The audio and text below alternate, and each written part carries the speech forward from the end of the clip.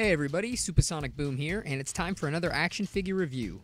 Today I'm going to be doing what everybody's been requesting the most, the Chaotix Pack from Jazwares. So, let's get started. I won't spend too much time talking about the box, I'll just let you guys see it. I will say it's a very nice box like all the other packs that Jazwares makes. I will note, however, that these guys have an insane amount of zip ties on them when you first open the box, and they're a pain to get out. So, be careful when you're doing that. Okay, now let's go over articulation. Vector has a whopping 15 points of articulation because of his tail. SBO has a very respectable 14 points of articulation. And Charmy B has a decent 8 points, possibly 10, but more on that later. Alright, now we'll be going over the sculpts. So, first up on the list is SBO, and this is pretty much everything you could ever want from an SBO figure. His shoes are nicely detailed. You can see the little kind of bandages that make up the cuffs of his shoes, the little yellow dots both on his feet and his cuffs. His gloves are really cool too. His arms, well, his legs look really good. I like the new leg joints that they have on him, but they use the same joints to make up his arms. And while they move really great and they add a lot of posability, I think they look a little bit worse than the old joints. Now his head is great. They've captured his horn here. Careful with that. His eyes are nicely painted on. He's got details up here.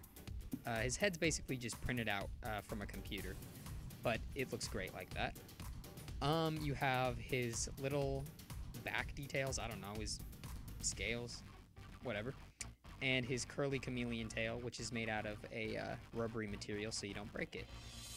All in all, really great sculpt for SBO, except that there's no detail on the bottom for the shoes, which is weird. Vector also has a really great sculpt, and he's one of the sturdier figures that Jazwares has made. He has some nice open hands so that he can hold his walkie-talkie. His shoes are pretty nicely detailed, but Vector's shoes aren't that complicated to begin with. No detail on the bottom, don't know why. He has all of his scales, spikes, I don't really know what they're called. And a nice tail. His arms are pretty proportional to what they would be in the games. He's got his wrist details, his headphones, and my favorite part, which is his necklace, which kind of wiggles a little bit. I wonder if I could get that off if I really tried. His muzzle is great. The paint's pretty good on that. You have his nostrils, his teeth, his eyes are nice. His headphones, I don't know if I already said that. And I like how they proportioned him to the SBO and to the Charmy, so that he's actually the size that he would be. So now it's time for the main enchilada, Charmy B, which is what I presume everybody's watching this video for. Charmy, for some reason, has details on the bottom of his shoes, which is great, but I don't know why the other two didn't. He's got his little zippers on his shoes, great detail there. His hands are nice, his arms are nice, he's got his little B icon there, great detail. The little jutting out squares on his goggles are there.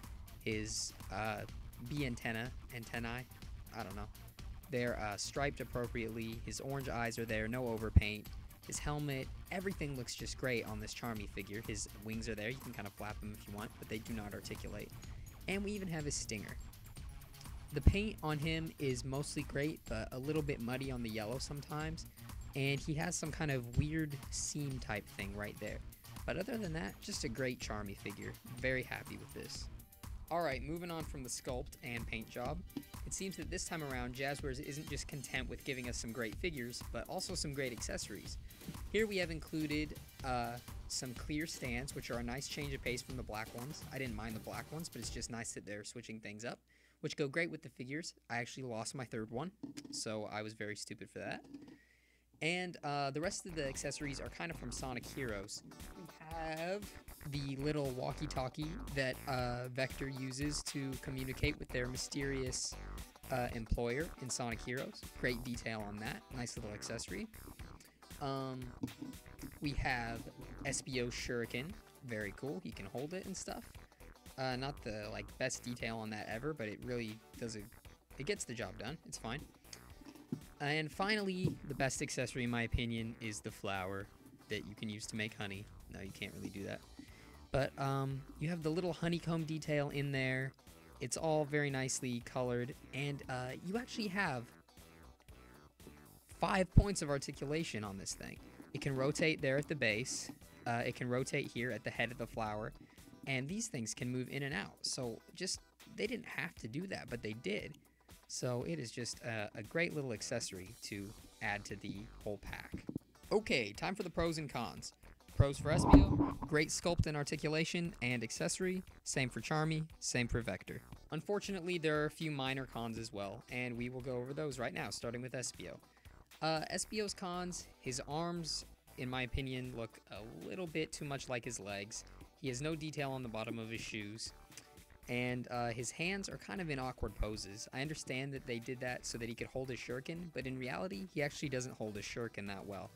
So his hands could have been posed cooler and a little bit tighter so that that's not so loose. It doesn't fall out though because it has a big bottom, but yeah. The only real con I have on Vector is his joint floppiness in the legs, which is not really critical because his tail helps him to balance really well. But if you're trying to position him in a stop motion or something, you're going to have a really hard time of it. Also, for some reason, Vector can't hold his accessory very well either. Way worse than Espio. Like, it goes in there, but it just falls out instantaneously. Some oversight there. But if you put his hand up far enough, balance it like that, you can get him to hold it. But at the slightest tilt, out it goes. The only real con I could find with Charmy, besides his sometimes not 100% perfect paint job, was that this guy's supposed to have 10 points of articulation, and as near as I can tell, his wrists are supposed to articulate, but I actually can't get them to on mine. I don't know whether the paint's too dried for it, or what happened there, but my Charmy's wrists cannot articulate. So if yours can, let me know in the comments or whatever, and I'll change that. But watch out for that. So, on to the final topic, warnings when buying these figures. So, first warning, just be careful with how you handle these clear stands because I dropped mine on some white carpet and I couldn't find it again. Be warned that Vector's legs are really floppy and that he cannot hold his walkie-talkie well at all. Espio's shuriken cannot be held tightly. And be warned that your Charmy may have extreme difficulties rotating his fists, or his hands. And there's no real way to see if that's going to be true or not buying him in the store, so you're gonna have to take him home and unpackage him for you to be really sure. And last of all, always be on the lookout for limbs being placed on the wrong bodies and for bad paint jobs. But other than that, these are some really great figures. I highly recommend you get them, even if you have already picked up Espio and Vector. I'd say they're still worth another rebuy, especially for Charmy. One of the best packs that Jazwares has ever made. Highly recommended. Anyway, thanks for watching, and see you guys next time.